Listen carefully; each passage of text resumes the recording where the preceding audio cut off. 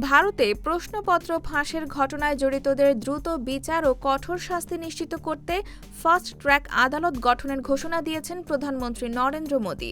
বৃহস্পতিবার 23 জুলাই সামাজিক যোগাযোগ মাধ্যম এক্সে দেওয়া এক পোস্টে তিনি বলেন, দেশের তরুণদের ভবিষ্যৎ রক্ষায় সরকার সর্বোচ্চ গুরুত্ব দিচ্ছে এবং অপরাধীদের কাউকে ছাড় দেওয়া হবে না।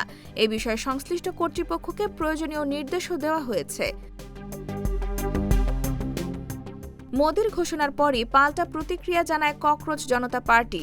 দলটি এক্সে সংক্ষিপ্ত পোস্টে কেন্দ্রীয় শিক্ষামন্ত্রী ধর্মেন্দ্র প্রধানের পদত্যাগ দাবি করে। তাদের অভিযোগ, প্রশ্নপত্র ফাঁসের ঘটনায় শিক্ষামন্ত্রীর দায় রয়েছে। এদিকে দিল্লিতে সিজেপির আন্দোলন অব্যাহত রয়েছে। যন্তর মন্তরের মূল বিক্ষোভস্থল শান্ত থাকলেও সংসদ এলাকায় বিক্ষোভকারীদের সঙ্গে আইনশৃঙ্খলা বাহিনীর সংঘর্ষ হয়েছে। পরিস্থিতি নিয়ন্ত্রণে আনতে ওই এলাকায় সাময়িকভাবে ইন্টারনেট সেবা বন্ধ রাখা হয়েছে।